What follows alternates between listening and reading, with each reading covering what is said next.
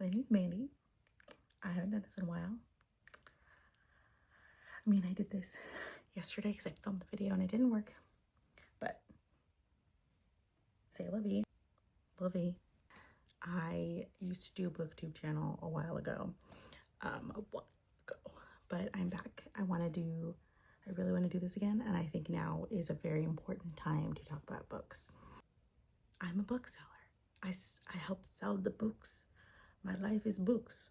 And so I bet you're like, Mandy, why do you want to do a booktube channel? Because I love talking about books. My favorite part of the job is getting to recommend books to people, but I also don't get to talk a lot about the books that I love and the books that I've read.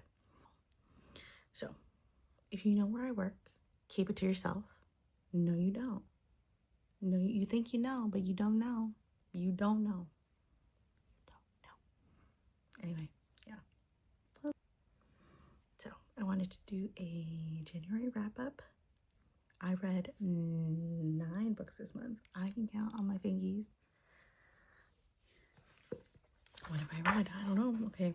I use Storygraph and Tome now to keep track of what I read. Those apps. But I also have this fun little reading journal that I'm actually using. I did make myself use it, to be for real. I read this month.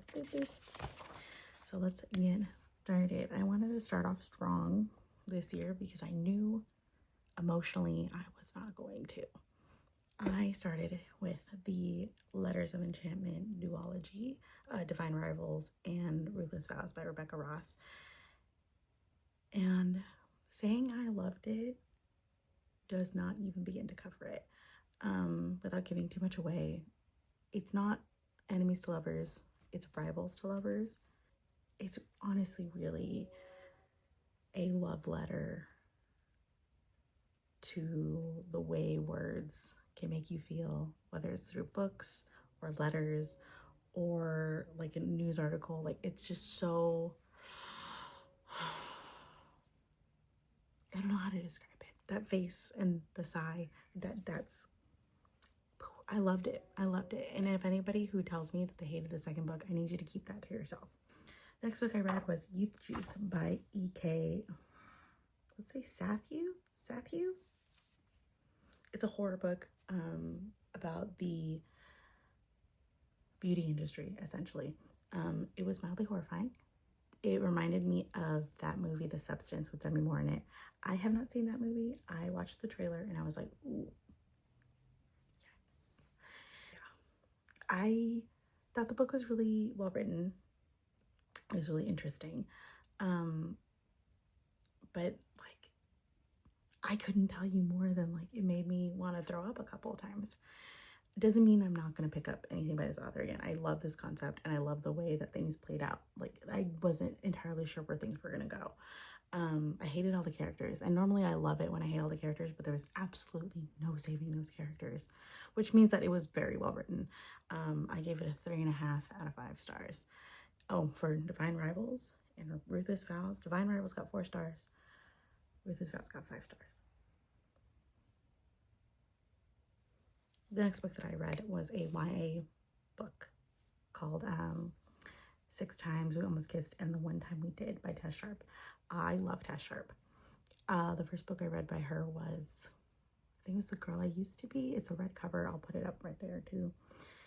And I love that book. That book was so unexpected. It's about this girl who gets trapped in a bank as it's being robbed with her girlfriend and her ex-boyfriend. And it was so intriguing, and I definitely cried, and I don't remember why, but I remember I had such a good time. And tell me why, like, look at this cover and tell me why, like, I feel bamboozled, because I cried through this whole thing. It was really good. It was sad. It's about these 2 girls who, they're childhood friends, and they grew up in each other's like lives and their orbit and everything, and they're going through trying times. Like, not quite as trying as the world around us right now, but trying times. And they're trying to hide their feelings that they have for each other. You're gonna see me make that face a lot. It was so good. 4 out of 5 stars. I love Tess Sharpe. It's not fair how talented she is. The next book that I read has been on my TBR for a while. It is the first book in this trilogy. I can't remember what it's called for the life of me, but it's called The Guinevere Deception by Kiersten White, and I love Kiersten White. I've read her Slayer books. I've read her horror books. So this is my first time like jumping back into YA for her because I've been reading her horror books. This is a Arthur retelling. It's a changeling has taken the place of the real Guinevere and is trying to protect Arthur. This first book, I cannot lie, it's a little slow.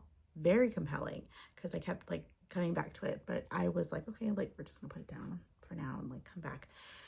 But by the time I was getting to the end, I like sped through it, and I am waiting for the sequel to come in through the library right now. I'll get back to the library in a second. But that first book was, I was standing around because I was told it was queer. And this girl that I love on YouTube named Boston, and I will link her down below because she is wonderful, especially if you like to read horror.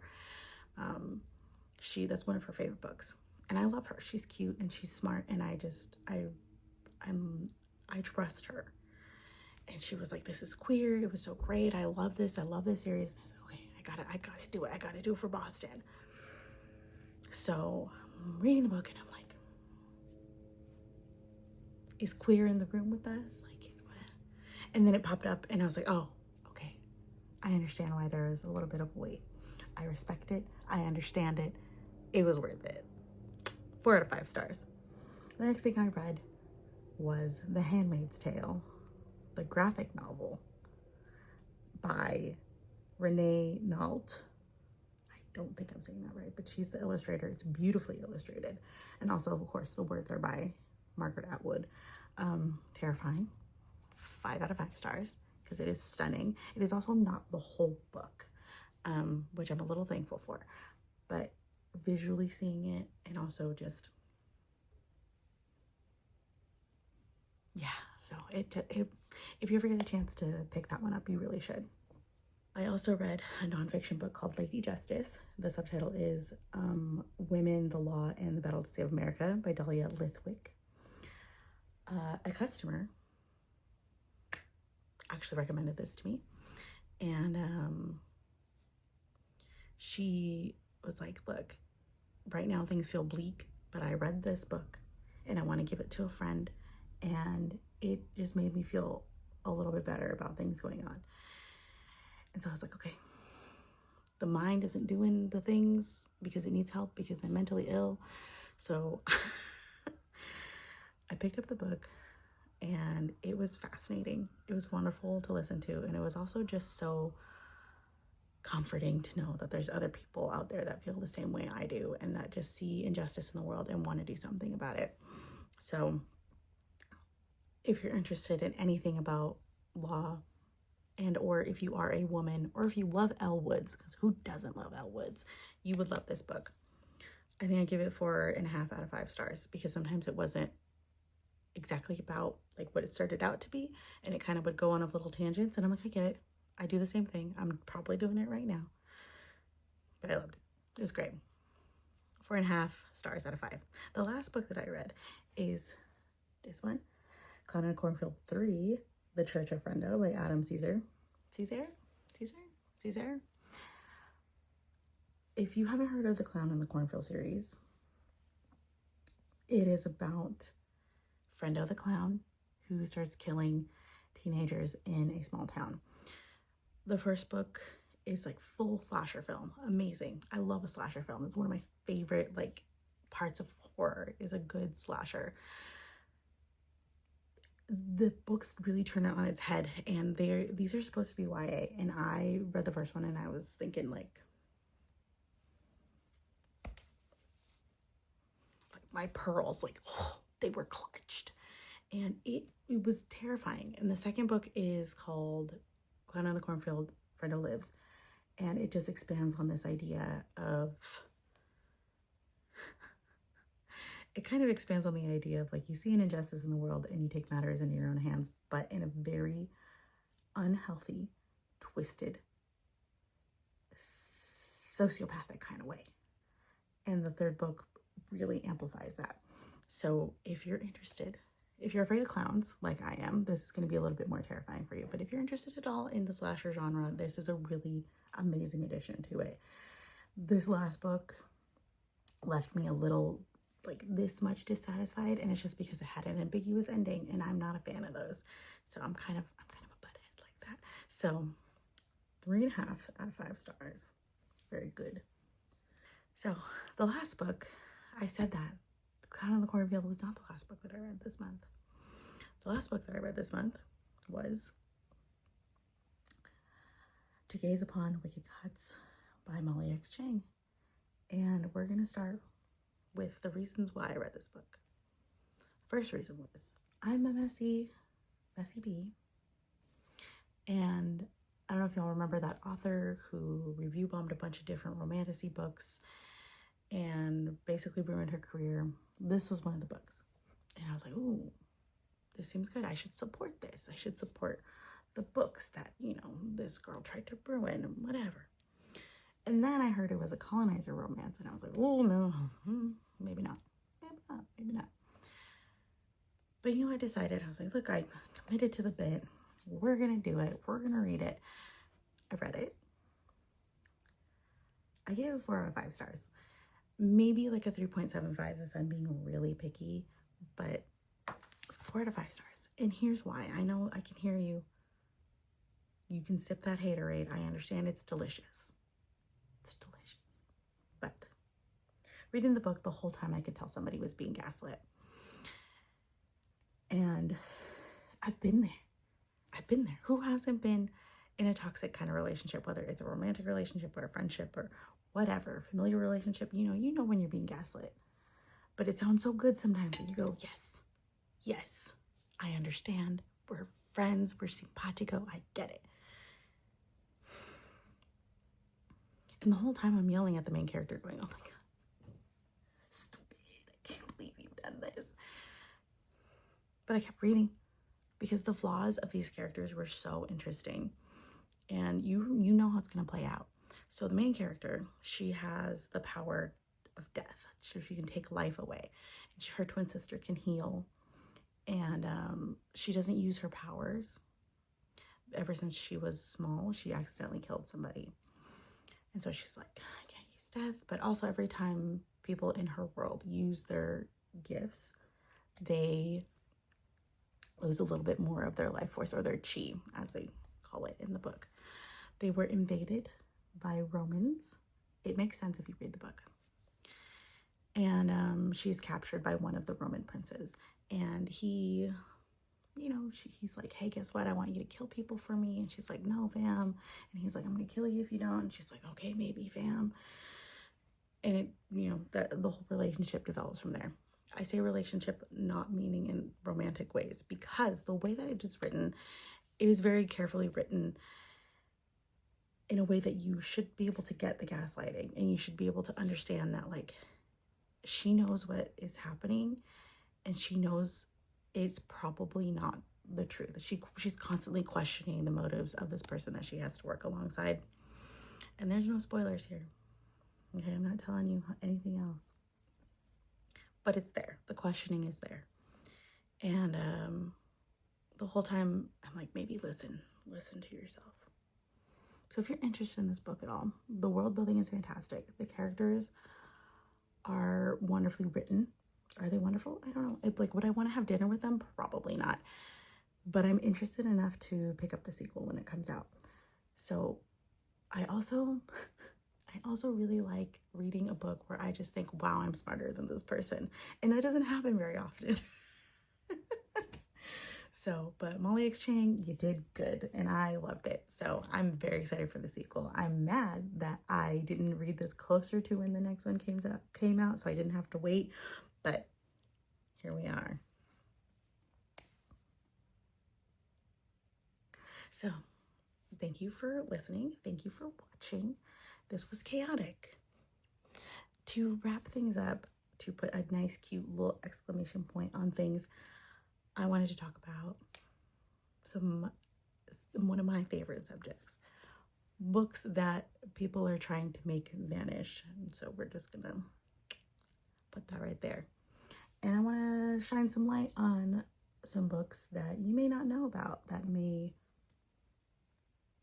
vanish for different reasons. So the one book I want to talk about today is called Crazy Rich Asians by Kwan. And you would be so surprised. You'd be like, what? Like, this is made into a movie. This is a great series. I love this series. I know my husband loves this series. It's one of his favorite series. And some things went over my head a little bit because there were some cultural things I didn't understand, but he explained it to me, and that was a good time. So I bet you're wondering why, people want it to go away. I think you could probably think you would guess the reason, but the reasons that were listed, and here are some websites that you can go to, and I'll link them down below if I forget to put them here. For Crazy Rich Asians, it wasn't only for like sexual content and mature language. It is also for depictions of extreme wealth and class disparity, because that can incite a lot of emotions out of you. Isn't it fun to live in the world? So now you know, the more you know. If you ever get a chance, you should pick up this book, whether you purchase it or go to the library. I also encourage you, because I know we all love buying books and looking at them on the shelf, and they're so beautiful. I encourage you to go to the library, get a library card. It's free 99, no scandalo here. It's so easy to go to the library, and you'd be surprised at how many books that they have. I've listened to the majority of these books I've listened to from the library. I'm trying to think, is there a single book that I physically read? It was probably The Handmaid's Tale, the graphic novel. I physically read that because I was like, ooh, pictures, wow. But library cards, go to the library. You'd be surprised what you can find there. I found Bull Moon Rising by Ruby Dixon because I didn't know if I wanted to buy it. I was like, okay, let's go to the library and we'll read it. We'll find out if you like it. It's kind of like a try before you buy kind of thing. I mean, why not? You can also donate to the library. I've definitely donated books that I liked a lot, but I knew I wasn't going to reach for again. Donated that to the library. So thank you for watching. Thank you for listening. If you want to hear more about book bans, or if you're not really sure how they work, comment down below, or don't. Live your dreams. I respect that. But I also might do a book video on book bans anyway, because I get that question a lot when I work. Not by anybody here. Nobody knows. Not nobody knows, but like nobody would think to ask me because they don't know how annoying I am yet. Okay, goodbye. Kitty, do you have to do that right now? Okay, like your butthole.